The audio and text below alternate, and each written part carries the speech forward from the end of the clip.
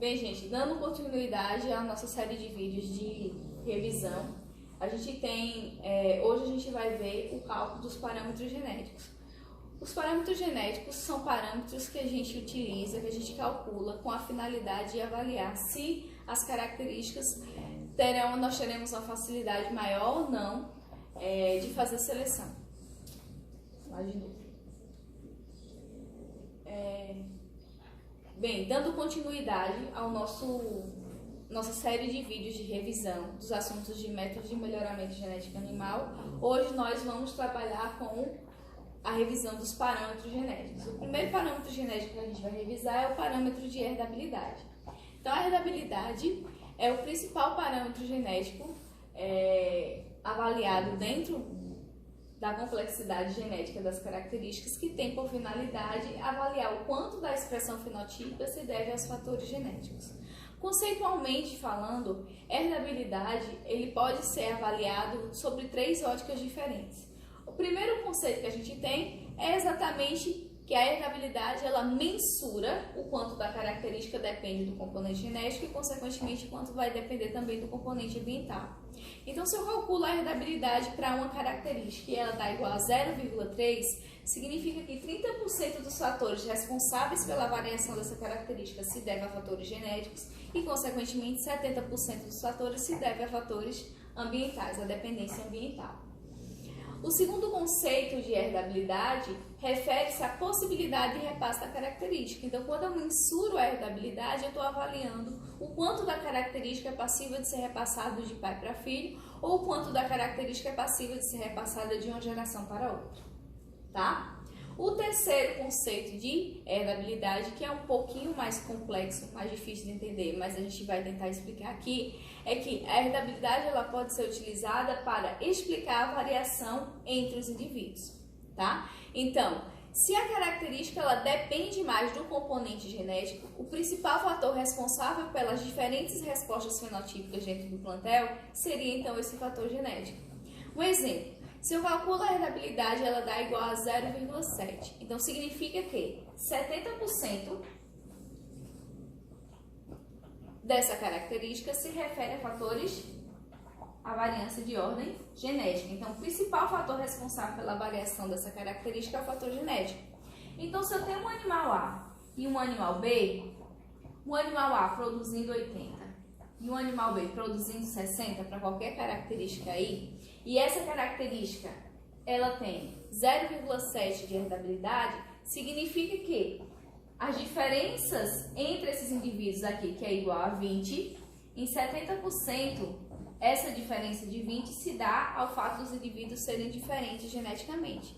Logo, a responsabilidade o principal fator responsável por essa variação fenotípica seria então o fator genético.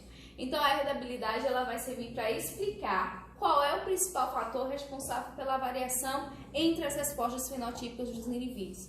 Então, no meu plantel, eu vou ter animais produzindo de forma variada. E essa variação, dependendo da herdabilidade, poderá ser associada ao componente genético ou ao componente ambiental. Então, por exemplo, se ao invés de 0,7 eu tenho para característica 30% referente à variância genética, ou seja, 30% de herdabilidade, então significa que 30% dos fatores responsáveis pela diferença entre A e B é de ordem genética. O principal fator agora responsável por essa variação é o componente ambiental. Então, a herdabilidade ela pode ser utilizada nesse caso aqui, conceitualmente falando, para a gente saber quem é o principal responsável pela variação fenotípica da característica, consequentemente, o principal responsável pelas diferenças observadas das respostas dos indivíduos para aquela característica especificamente, tá? Então, são esses os três conceitos que a gente pode utilizar para o parâmetro de herdabilidade. Lembrando que a herdabilidade ela pode ser calculada de duas formas diferentes, que são os nossos tipos de herdabilidade. A gente tem a herdabilidade no sentido amplo e a herdabilidade no sentido restrito. Basicamente, a diferença entre a herdabilidade no sentido amplo e no sentido restrito é o tipo de variação genética que a gente vai estar considerando na hora de fazer o cálculo.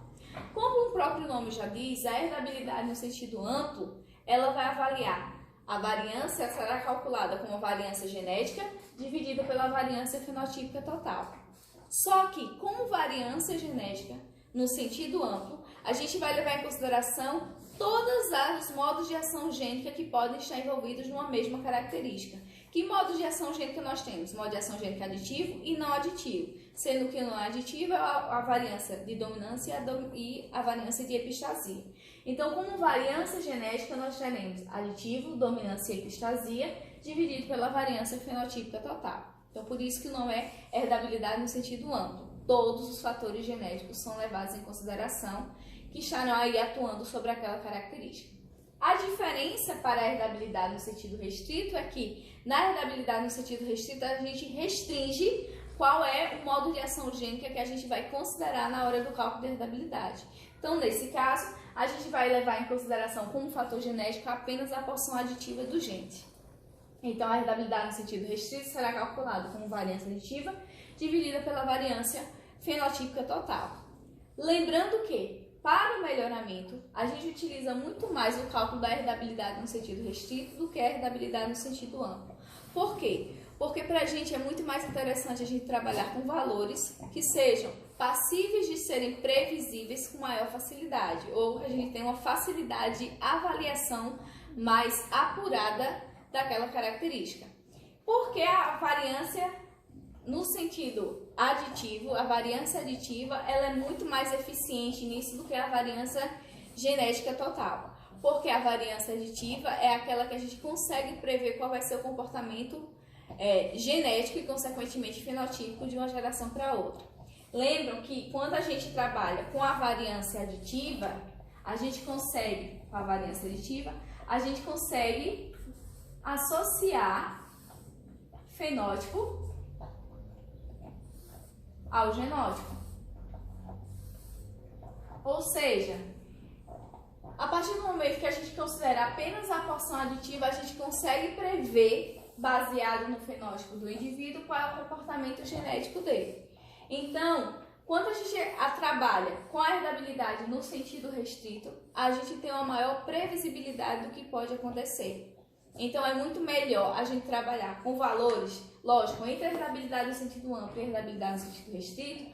A herdabilidade no sentido amplo, dependendo do tipo de característica, tende a dar maior do que no sentido restrito, porque você vai considerar mais fatores aqui na hora do cálculo. Só que esse cálculo não é porque a herdabilidade deu alta pelo sentido amplo que necessariamente aquilo realmente vai acontecer de uma geração para outra. Aquela característica vai ser repassada naquela proporção, porque essa possibilidade de repasse depende dos fatores de dominância e de epistasia que não são passíveis de previsão. Então, é muito mais interessante para o melhoramento nós trabalharmos com valores restritos, apenas com a variância aditiva, porque aí a gente vai estar fazendo um cálculo de herdabilidade com uma maior precisão.